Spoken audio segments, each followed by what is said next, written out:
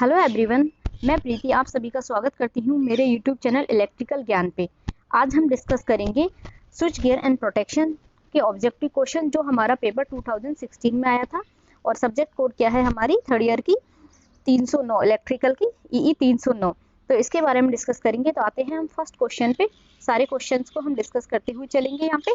तो first question हमारा यहाँ पे क्या कहता है, when all the three phase are short circuited it gives rise to which type of current। ठीक है, ऑप्शन है symmetrical, unsymmetrical, zero current and fusing current. तो हमारा जो फर्स्ट चैप्टर है उसमें हमारा जो करंट है जो क्या फॉल्ट कितने टाइप के होते हैं, ठीक है, तीन टाइप के हमारे दो टाइप के हमारे फॉल्ट होते हैं, एक तो सिमेट्रिकल फॉल्ट और एक होता है अनसिमेट्रिकल फॉल्ट। ठीक है, अब क्या होता है, ये हमारी लाइन्स है, ठीक है, अगर इसमें तीनों लाइन ये शॉर्ट सर्किट हो जाती है तो क्या होता है, ये तीनों लाइन ये होता है ट्रिपल लाइन फॉल्ट। अगर तीनों लाइन ग्राउंड से शॉर्ट सर्किट हो जाती है, पेड़ टच हो जाता है या तीनों तार नीचे गिर जाते हैं तो होता है ये triple line to ground fault. ठीक है, ये दोनों ये किस टाइप के फॉल्ट है, हमारे सिमेट्रिकल फॉल्ट है। ठीक है, और जो सिमेट्रिकल जो फॉल्ट है वो क्या करते हैं, सिमेट्रिकल करंट को राइज करते हैं। ठीक है, किसको राइज करते हैं, सिमेट्रिकल करंट को राइज करते हैं। सिमेट्रिकल फॉल्ट में क्या होता है, फेजर डायग्राम अपना इस टाइप का, सिमेट्रिकल फॉल्ट में इस टाइप का फेजर डायग्राम होता है। करंट का मैग्नीट्यूड तीनों फेज में इक्वल होता है और तीनों 120 से डिस्प्लेस्ड होते हैं। ठीक है, फेज एंगल में तीनों पे सेम होता है। तो इसमें करेक्ट आंसर हमारा यहाँ पे क्या हो जाएगा, ए। सिमेट्रिकल करंट को ये राइज करते हैं जब हमारे सिमेट्रिकल करंट फॉल्ट आते हैं। अनसिमेट्रिकल फॉल्ट हमारे कौन से होते हैं, line to ground fault, line to double line to ground fault, ठीक है, और लाइन टू लाइन फॉल्ट। जो सबसे ज़्यादा फॉल्ट आते हैं हमारे पावर सिस्टम में वो आते हैं अनसिमेट्रिकल फॉल्ट, जो अनसिमेट्रिकल करंट को राइज करते हैं। सिमेट्रिकल फॉल्ट होते हैं हमारे वो ज़्यादा डेंजर होते हैं as compare to unsymmetrical fault.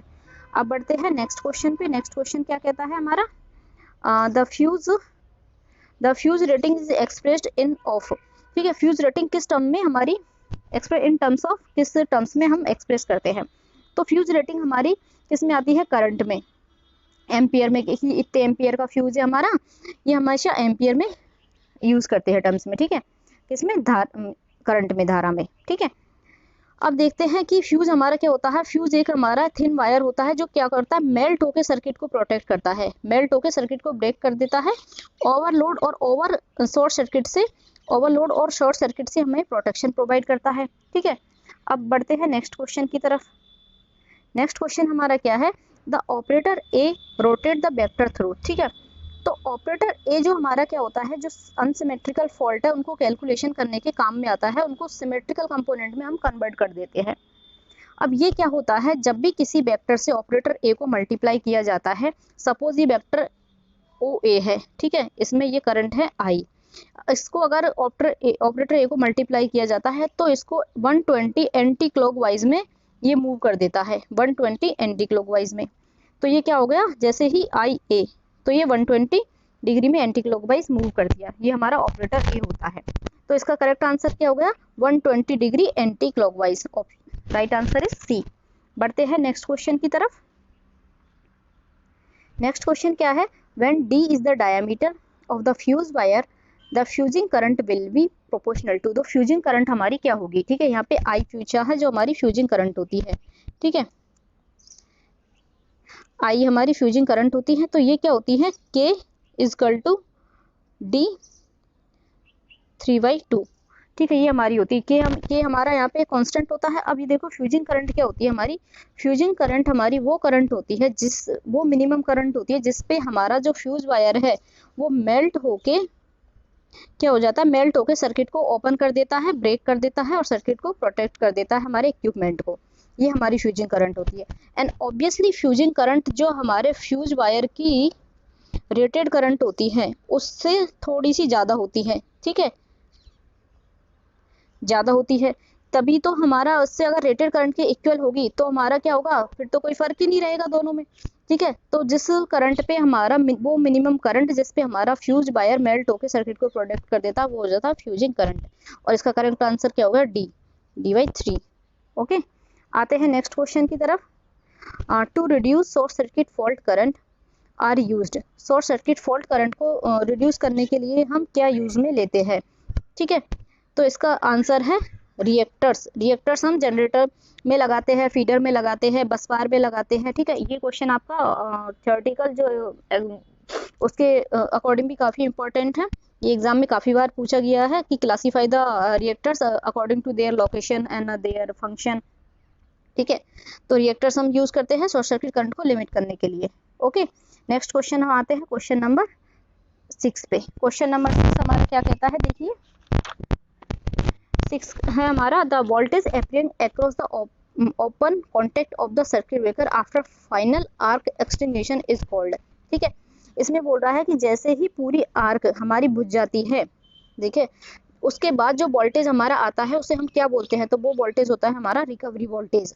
ठीक है, आर्क बुझने के बाद जो सर्किट ब्रेकर के जो कॉन्टेक्ट में जो वोल्टेज आता है उसे बोलते हैं हम recovery voltage. Okay, next question पे हम आते हैं, ब्रेकिंग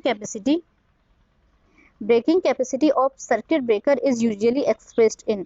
ठीक है, तो ब्रेकिंग कैपेसिटी हमारी कैसे एक्सप्रेस की जाती है, हमेशा ब्रेकिंग और मेकिंग कैपेसिटी, जिस पे हमारा सर्किट ब्रेकर ब्रेक कर जाता है उसे ब्रेकिंग कैपेसिटी बोलते हैं। और ये किस में एक्सप्रेस की जाती है, एमबीए में। ठीक है, मेकिंग कैपेसिटी क्या होती है, ब्रेकिंग कैपेसिटी की 2.55 होती है इनटू ब्रेकिंग कैपेसिटी, ये होती है हमारी making capacity of circuit breaker. ठीक है, ब्रेकिंग कैपेसिटी एमबीए में एक्सप्रेस की जाती है। नेक्स्ट है हमारा direction relay are based on. Direction relay किस पे बेस्ड होते हैं, ठीक है, तो ये क्या करते हैं, पावर किसी भी डायरेक्शन फ्लो होती है उसको करते हैं, ये हमने पहले भी पढ़ा चुके हैं, पावर पे बेस्ड होते हैं।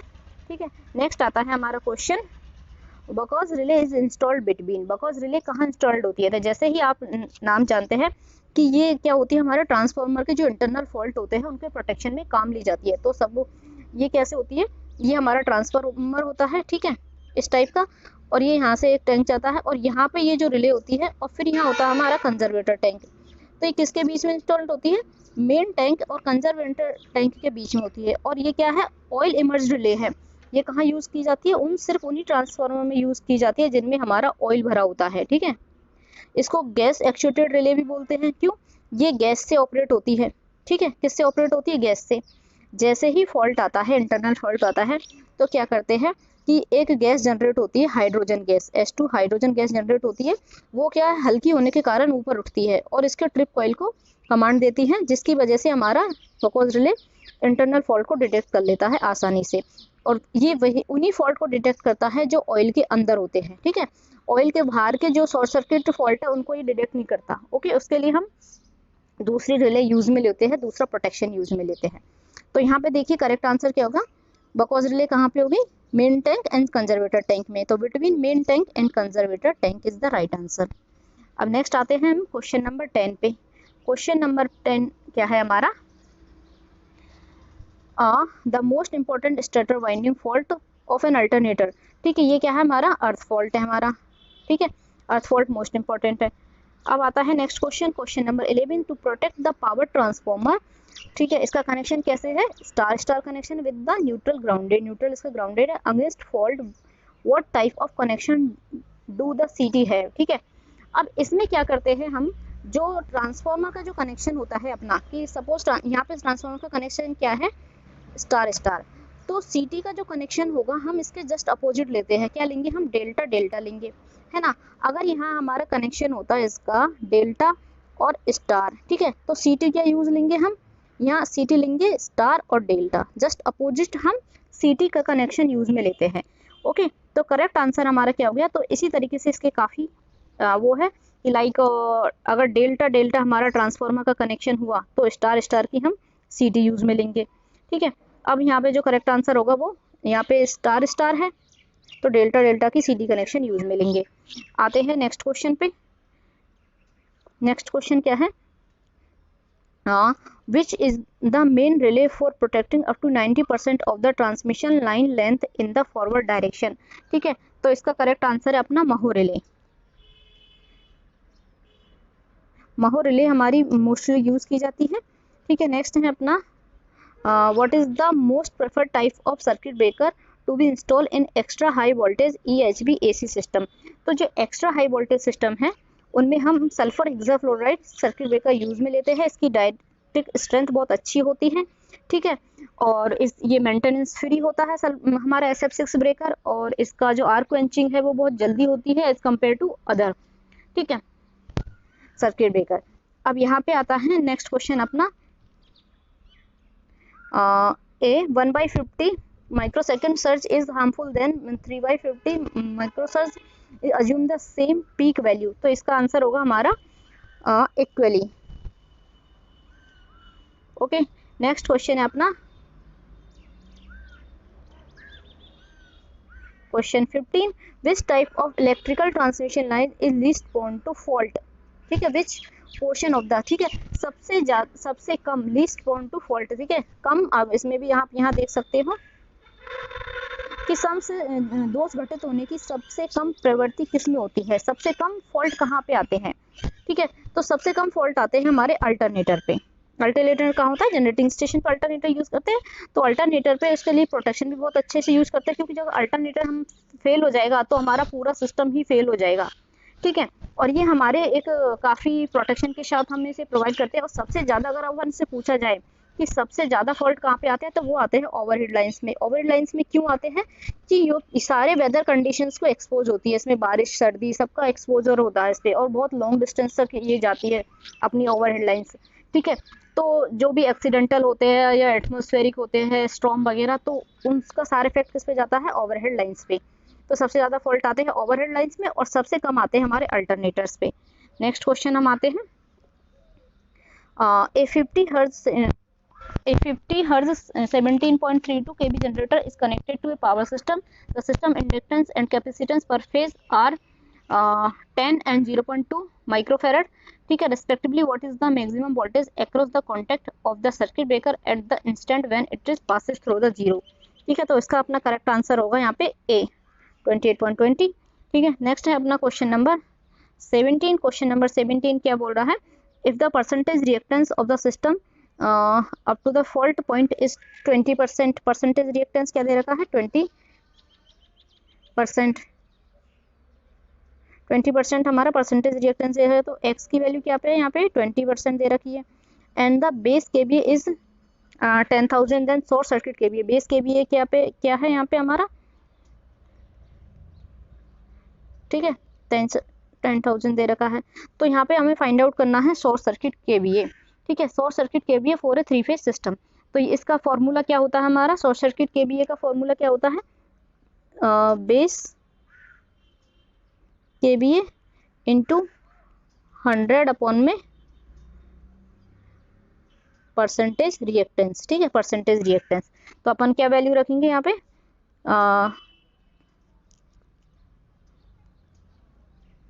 10,000 इंटू 100 अपॉन में 20, तो आंसर क्या आ जाएगा हमारा 50,000। ये हमारा आंसर होगा इसको सॉल्व जब हम करेंगे, ठीक है। तो ये हमारा आंसर आ जाएगा 50,000, ठीक है। अब इसी तरीके से अगर हमें शॉर्ट सर्किट करंट हमें फाइंड आउट करना हो, ठीक है, शॉर्ट सर्किट करंट का फॉर्मूला क्या होता है, आई, ये क्या होता है, रेटेड करंट 100 अपॉन में परसेंटेज रिएक्टेंस, ये हमारी शॉर्ट सर्किट करंट होती है। और परसेंटेज, अगर परसेंटेज रिएक्टेंस हमें निकालना हो, ठीक है, परसेंटेज रिएक्टेंस निकालना होगा, तो क्या होगा, आई अपॉन में नॉर्मल रिएक्टेंस, बी अपॉन में 100, ठीक है, ये हमारा होगा, ठीक है। आई हमारा क्या है, फुल लोड करंट, बी हमारा फेज वोल्टेज है, एंड एक्स हमारा क्या है, रिएक्टेंस, ठीक है। तो इस फॉर्मूले से हम परसेंट, तो इसका करेक्ट आंसर है यहाँ पे सी, ठीक है। नेक्स्ट क्वेश्चन पे हम आते हैं। नेक्स्ट क्वेश्चन है, which relay is used to detect and protect the internal fault of a transformer. तो जो हम पहले पढ़ चुके हैं ये वही है। तो ये हमारा क्या है, इंटरनल फॉल्ट के लिए हम वकोज रिले यूज में लेते हैं, जो हमारा main tank and conservator tank के बीच में कनेक्ट होता है। ये गैस एक्चुएटेड डिवाइस है, हाइड्रोजन गैस से ऑपरेटेड है, 70% हाइड्रोजन होती है, बाकी अदर गैसेज होती हैं, ठीक है। नेक्स्ट हम आते हैं नेक्स्ट क्वेश्चन की तरफ। नेक्स्ट क्वेश्चन क्या है हमारा, क्वेश्चन नंबर 19। क्वेश्चन नंबर 19 है, short circuit current on line to line fault in a alternator will depend upon the synchronous impedance. किस पे डिपेंड करती है, सिंक्रोनस इम्पीडेंस पे डिपेंड करती है। Correct answer is C. Next question अपना है, switching over voltage are more hazardous and then lighting surge is case in case of question number 20, ठीक है। क्वेश्चन नंबर 20 का है इन EHV and USB transmitter extra high voltage and ultra high voltage system, ठीक है। Next है हमारा question number 21, ठीक है। 21 हमारा क्या कहता है, the arc voltage produced in AC circuit breaker is always. Arc voltage क्या होता है, जब हमारे जो सर्किट ब्रेकर के कॉन्टेक्ट है, आर्क वोल्टेज क्या होता है, ये हमारा सर्किट ब्रेकर होता है, इसके कॉन्टेक्ट हमारे नॉर्मली तो क्लोज कंडीशन में रहते हैं, ओपन होते हैं तो इस तरीके से होते हैं। जब आर्क रहती है इस ड्यूरेशन में तो वोल्टेज होता है वो आर्क वोल्टेज होता है, ठीक है। तो ये in phase with the arc current, ये आर्क करंट के इन फेज होता है ऑलवेज। नेक्स्ट क्वेश्चन पे हम आते हैं, Merz Price protection is highly suitable for alternators, के लिए राइट आंसर इज अल्टरनेटर्स, ठीक है। नेक्स्ट क्वेश्चन है, the most efficient torque producing exciting structure for induction type relay is, इसका आंसर है हमारा इंडक्शन कप स्ट्रक्चर, ठीक है, induction cup structure. Next question है अपना 24, the arcing contact in a circuit breaker are made of, ये copper tungsten के बने होते हैं, ओके। तो मैकेनिकल स्ट्रेंथ भी चाहिए और कंडक्टिविटी भी चाहिए हाई हमें, ठीक है, जिससे हाई टेम्परेचर पे हमारे ये खराब ना हो, ठीक है, इसलिए हमें इन्हें कॉपर टंगस्टन के हम बनाते हैं। नेक्स्ट क्वेश्चन है अपना question number 25, impedance relay can be used for only phase fault. Impedance relay हम किस लिए यूज करते हैं, फेज फॉल्ट के लिए हम यूज में कर लेते हैं। और इम्पीडेंस रिले हमारी क्या होती है, इम्पीडेंस रिले हम मीडियम ट्रांसमिशन लाइन के लिए भी यूज में लेते हैं, ओके। मीडियम ट्रांसमिशन लाइन्स होती है उनके लिए, उनके प्रोटेक्शन के लिए यूज में लेते हैं। और क्या है, इसको voltage resistant over current relay भी बोलते हैं, voltage resistant over current relay भी बोलते हैं। मीडियम ट्रांसमिशन लाइन के प्रोटेक्शन में लिए यूज में लेते हैं, शॉर्ट ट्रांसमिशन के लाइन के लिए रिएक्टेंस रिले यूज में लेते हैं। अब क्वेश्चन नंबर हमारा है 26। क्वेश्चन क्या है हमारा, the value of A minus a square will be. A हमारा क्या है, ऑपरेटर A है यहाँ पे, ठीक है, जो क्या करता है, किसी भी वेक्टर से अगर हम इसको मल्टीप्लाई करते हैं तो इसको शिफ्ट कर देता है 120 एंटी क्लॉकवाइज डायरेक्शन में। अब यहाँ पे A माइनस ए स्क्वायर की वैल्यू पूछिए, तो जब इसको हम सॉल्व करते हैं तो कैसे सॉल्व करते हैं, ठीक है। अब सपोज करो कि ये A मल्टीप्लाई किया I वेक्टर से, ठीक है, ये हमने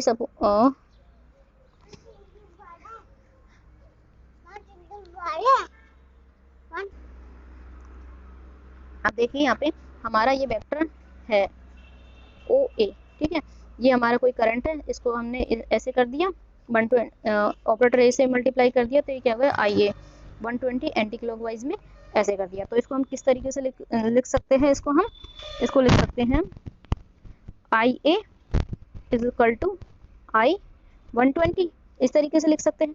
तो इस इक्वेशन को हम जब सॉल्व करते हैं तो इसकी फाइनल इक्वेशन A की वैल्यू क्या आ जाती है, हमारी A की वैल्यू आती है माइनस 0.5 प्लस में J 0.866, ये हमारी A की वैल्यू आ जाती है। और उसी तरीके से हम एक बार और रोटेट करते हैं इसको, एक बार और रोटेट करने पे हमारी जो वैल्यू आती है वो क्या आती है, वो कैसे होगा, हमारा IA square equal to I 240, ठीक है। तो हमारा I से I तो कैंसिल हो जाएगा, तो इसको कैसे एक्सप्रेस करेंगे, A square cos 240 plus J sine 240, ठीक है, इसको इस तरीके से एक्सप्रेस कर सकते हैं। अब जब A स्क्वायर की जो फाइनल वैल्यू आएगी वो क्या आएगी, हमारी A स्क्वायर की final value minus 0.5 and minus 0.866, ये हमारी A स्क्वायर की वैल्यू आएगी। अब हम जब हमसे यहाँ क्या पूछा गया है, A माइनस ए स्क्वायर, तो क्या करेंगे हम, दो इक्वेशन हमारे पास मिल गई थी यहाँ पे, इक्वेशन फर्स्ट A की value, equation second A square की वैल्यू। अब इसको कैसे सॉल्व करेंगे हम, इक्वेशन फर्स्ट में से, ठीक है, इक्वेशन सेकंड को माइनस करेंगे तो क्या होगा हमारा A माइनस ए स्क्वायर। तो जो इसकी वैल्यू आएगी वो उसको सॉल्व करने के बाद क्या आएगी, J 1.732, ये हमारी वैल्यू आएगी। तो ये हमारी किसकी वैल्यू होती है, √3 की, तो J √3, ठीक है। तो हमारा आंसर में क्या दे रखा है, option A is correct answer, ठीक है। ये हमारा समझ में आ गया। तो ये हमसे काफ़ी बार सॉल्व करने के लिए पूछा जा सकता है एग्जाम में, थ्योरी में भी। तो एक और टर्म से जो हमें एक्सप्रेस प्रूव करनी होती है, 1 + A + A square equal to 0। तो इस कंडीशन के लिए क्या करते हैं हम, जो इक्वेशन हमारी फर्स्ट और इक्वेशन हमारी जो सेकंड आई थी उन दोनों को ऐड कर देते हैं, फर्स्ट प्लस सेकंड। तो उसको सॉल्व करने के बाद हमारा जो टर्म्स आती है वो क्या आती है, 1 plus A square equal to 0। ये हमारा प्रूव हो जाएगा। ओके, तो नेक्स्ट क्वेश्चन की तरफ बढ़ते हैं हम। The rate of rise of restriking voltage is dependent upon, ठीक है, rate of rise of restriking voltage हमारी जो क्या होती है हमारा वो किस पे डिपेंड करती है, inductance, inductive and capacitive reactance of the system only. इसका जो राइट आंसर होगा वो डी होगा, ठीक है, inductive and capacitive reactance of the system. ठीक है, नेक्स्ट क्वेश्चन की तरफ बढ़ते हैं। On which of the following effect electric current A fuse operate, ठीक है, इलेक्ट्रिक करंट के किस इफेक्ट पे जो हमारा फ्यूज है वो ऑपरेट होता है। तो फ्यूज हमारा जो क्या होता है, हीटिंग इफेक्ट पे ऑपरेट होता है। इलेक्ट्रिक करंट के हीटिंग इफेक्ट, हीटिंग इफेक्ट से क्या है कि जैसे ही हमारा ओवरलोड होगा या शॉर्ट सर्किट होगा तो करंट बढ़ेगी, तो हीट बढ़ेगी, हीट बढ़ने से क्या होगा, जो हमारा फ्यूज वायर होगा वो मेल्ट हो जाएगा, मेल्ट होकर ब्रेक हो जाएगा और ओपन हो जाएगा, सर्किट को प्रोटेक्ट कर देगा। तो किस पे वर्क करता है, heating effect. Right answer is C. Next question है अपना, which of the following circuit breaker produce least arc energy, सबसे कम आर्क एनर्जी कौन सा सर्किट ब्रेकर प्रोड्यूस करता है। तो इसका आंसर है हमारा air blast circuit breaker. Air blast circuit breaker सबसे कम आर्क, क्योंकि इसमें एयर का, नेचुरल एयर का या कंप्रेस्ड एयर का ब्लास्ट किया जाता है आर्किंग पे, तो ये सबसे कम आर्क एनर्जी प्रोड्यूस करता है। ठीक है, नेक्स्ट है अपना last question, in A 3 phase 4 wire unbalance system the magnitude of zero sequence current is 1 of the current in neutral wire. तो न्यूट्रल वायर में जो करंट होती है वो 1/√3 होती है। ठीक है, 1/√3, ये हमारा करेक्ट आंसर है। तो ये 30 क्वेश्चन यहाँ पे सॉल्व होते हैं और आज के पेपर में जो क्वेश्चन आएंगे उनको आज हम शाम तक सॉल्व करेंगे। Okay, thank you.